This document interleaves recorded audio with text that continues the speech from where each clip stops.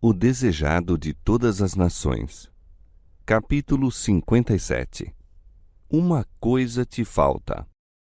Este capítulo se baseia em Mateus capítulo 19, versos 16 a 22, Marcos capítulo 10, versos 17 a 22 e Lucas capítulo 18, versos 18 a 23. E pondo-se a caminho, correu para ele um homem, o qual se ajoelhou diante dele e lhe perguntou: Bom mestre, que farei para herdar a vida eterna? O jovem que fez essa pergunta era príncipe. Tinha grandes haveres e ocupava posição de responsabilidade. Vira o amor que Cristo manifestara para com as crianças que lhe foram levadas. Viu quão ternamente as recebera e tomara nos braços, e o coração encheu-se-lhes de amor para com o Salvador. Sentiu o desejo de ser seu discípulo.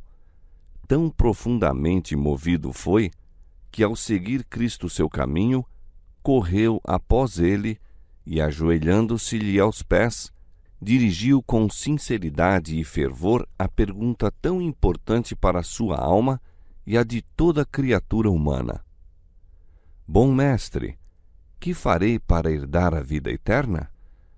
Por que me chamas bom? Disse Jesus. Ninguém há bom senão um, que é Deus. Jesus desejava provar a sinceridade do príncipe e verificar em que sentido o considerava bom. Compreenderia ele que aquele a quem falava era o Filho de Deus? Qual o verdadeiro sentimento de seu coração? Esse príncipe tinha em alta conta sua própria justiça. Não pensava, na verdade, que faltasse em qualquer coisa.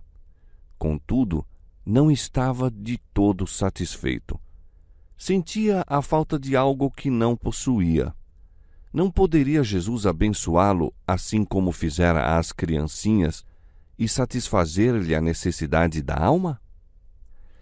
Em resposta a essa pergunta, Jesus lhe disse que a obediência aos mandamentos de Deus era necessária se ele queria obter a vida eterna. E citou vários dos mandamentos que mostram os deveres do homem para com seus semelhantes. A resposta do mancebo foi positiva. Tudo isso tenho guardado desde a minha mocidade. Que me falta ainda? Cristo contemplou o moço como a ler-lhe a vida e a sondar-lhe o caráter. Amou-o e ansiou dar-lhe aquela paz, graça e alegria que lhe haviam de mudar essencialmente o caráter. Falta-te uma coisa, disse. Vai, vende tudo quanto tens e dá-o aos pobres, e terás um tesouro no céu. E vem e segue-me. Cristo foi atraído para esse jovem. Sabia ser ele sincero em sua declaração: tudo isso guardei desde a minha mocidade. O Redentor almejou criar nele aquele discernimento que o habilitaria a ver a necessidade da devoção da alma e da bondade cristã. Anelou ver-lhe um coração humilde e contrito, consciente do supremo amor a ser dedicado a Deus e ocultando a própria deficiência na perfeição de Cristo. Jesus viu nesse príncipe exatamente o auxílio de que necessitava caso se viesse a tornar seu cooperador na obra da salvação. Se colocasse sob a direção de Cristo, seria uma força para o bem. O príncipe poderia, de maneira notável, haver representado o Salvador, pois era dotado de qualidade que, uma vez unido a Jesus, o habilitariam a tornar-se uma força divina entre os homens. Cristo, lendo-lhe o caráter, o amou. No coração do moço estava desabrochando o amor para com Cristo, pois amor suscita amor. Jesus anelou vê-lo como coobreiro seu. Ansiou torná-lo semelhante a si próprio, um espelho em que se refletisse a semelhança divina. Anelou desenvolver-lhe a excelência do caráter e santificá-lo para o serviço do Mestre. Houvesse esse príncipe se entregado então a Cristo e teria crescido na atmosfera de sua presença. Houvesse feito essa escolha, e quão diferente teria sido seu futuro. Falta-te uma coisa, disse Jesus. Se queres ser perfeito, vai, vende tudo o que tens e dá aos pobres, e terás um tesouro no céu. E vem e segue-me. Cristo leu no coração do príncipe. Uma só coisa lhe faltava, mas essa era um princípio vital. Carecia do amor de Deus na alma. Essa falta, a menos que fosse suprida, demonstrar-se-ia fatal para ele. Toda a sua natureza se corromperia. Com a condescendência fortalecer-se-ia o egoísmo. Para que recebesse o amor de Deus, deveria ser subjugado seu supremo amor do próprio eu. Cristo submeteu esse homem a uma prova. Chamou-o a escolher entre o tesouro celestial e a mundana grandeza. Era-lhes assegurado o tesouro celeste, caso seguisse a Cristo. Devia, porém, render o próprio eu, entregar a vontade à direção de Cristo. A própria santidade de Deus foi-lhe oferecida. Tinha o privilégio de tornar-se filho de Deus e co-herdeiro de Cristo no tesouro celestial. Mas devia tomar a cruz e seguir o Salvador na vereda da abnegação. As palavras de Jesus ao príncipe representam em verdade o convite: escolhei hoje a quem sirvais. A escolha foi deixada ao seu arbítrio. Jesus estava sequioso de sua conversão. Mostrara-lhe o foco infeccioso no caráter e com que profundo interesse observava o resultado ao pesar o mancebo a proposta. Se decidisse seguir a Cristo, deveria em tudo obedecer-lhe as palavras. Deveria dar as costas a seus ambiciosos projetos.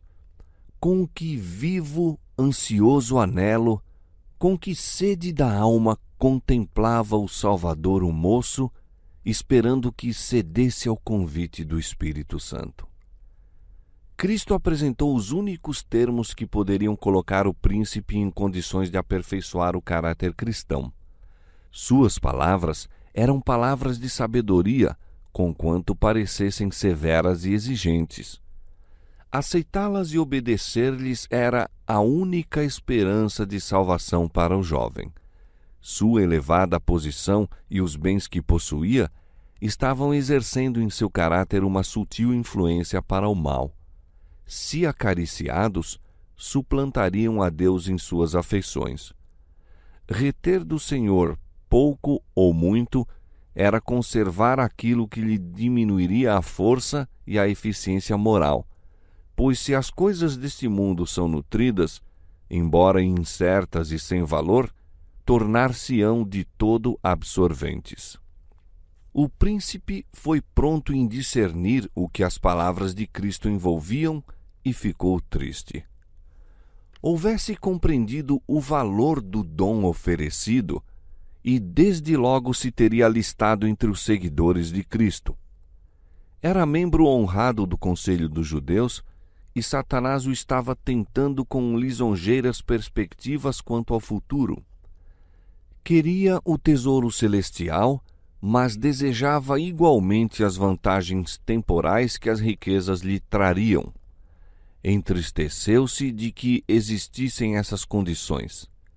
Queria a vida eterna, mas não estava disposto a fazer o sacrifício. O custo da vida eterna afigurou-se-lhe demasiado grande e retirou-se triste, porque possuía muitas propriedades. Sua afirmação de haver observado a lei divina era um engano. Mostrou que as riquezas eram seu ídolo. Não podia guardar os mandamentos de Deus enquanto o mundo ocupasse o primeiro lugar em suas afeições. Amava os dons divinos mais que o próprio doador. Cristo oferecera ao mancebo a convivência com ele. Segue-me, disse. Mas o Salvador não era tanto para ele como seu próprio nome entre os homens ou os bens que possuía. Renunciar ao tesouro terrestre, que era visível, pelo celestial, que não podia ver, era arriscar demasiado. Recusou o oferecimento da vida eterna e foi embora, e haveria o mundo daí em diante de receber sempre o seu culto. Milhares estão passando por essa prova, pesando Cristo contra o mundo, e muitos são os que escolhem o mundo. Como o jovem príncipe, retiram-se do Salvador, dizendo em seu coração: não quero que esse homem seja meu guia. O trato de Cristo para com o mancebo é apresentado como lição objetiva. Deus nos deu a regra de conduta que cada um de seus servos deve seguir. É obediência à sua lei, não somente a obediência formal, mas a que penetra na vida e se demonstra no caráter. Deus estabeleceu sua norma de caráter para todos os que se quiserem tornar súditos de seu reino. Unicamente os que se tornarem coobreiros de Cristo, só os que disserem: Senhor, tudo quanto possuo e sou te pertence, serão reconhecidos como filhos e filhas de Deus. Todos devem considerar o que significa desejar o céu e, todavia, voltar as costas em face das condições estabelecidas. Pensai no que significa dizer não a Cristo. O príncipe disse: não, não te posso dar tudo. Diremos o mesmo? O Salvador se oferece para participar conosco na obra que Deus nos deu a fazer. Propõe servir-se dos meios que Deus nos deu para levar avante sua obra no mundo. Unicamente por essa maneira nos pode ele salvar. Os bens do príncipe lhe foram confiados para que se demonstrasse um fiel mordomo. Devia servir-se desses bens para benefício dos necessitados. Assim, hoje, Deus confia haveres aos homens, talentos e oportunidades, a fim de que sejam instrumentos seus no ajudar os pobres e sofredores. Aquele que emprega os dons que lhe foram confiados segundo os desígnios divinos, torna-se coobreiro do Salvador. Conquista almas para Cristo, porque é representante de seu caráter. Para os que, como um jovem príncipe, ocupam altas posições de confiança e têm grandes riquezas, talvez se afigure demasiado grande o sacrifício de abandonar tudo a fim de seguir a Cristo. Mas esta é a regra de conduta para todos quantos se quiserem tornar seus discípulos. Coisa alguma menos que obediência pode ser aceita. A entrega do próprio eu é a essência dos ensinos de Cristo. É por vezes apresentada em linguagem que se afigura autoritária, porque não há outro modo de salvar homens senão cortar fora as coisas que, mantidas, aviltarão todo o ser. Quando os seguidores de Cristo lhe devolvem o que lhe é devido, estão acumulando tesouro que lhe será entregue quando ouvirem as palavras: bem está, bom e fiel servo, entra no gozo do teu Senhor. O qual, pelo gozo que lhe estava proposto, suportou a cruz, desprezando a afronta, e assentou-se à destra do trono de Deus. O gozo de ver almas redimidas, almas eternamente salvas, eis a recompensa de todos os que se assentam aos pés nas pegadas daquele que disse: segue-me.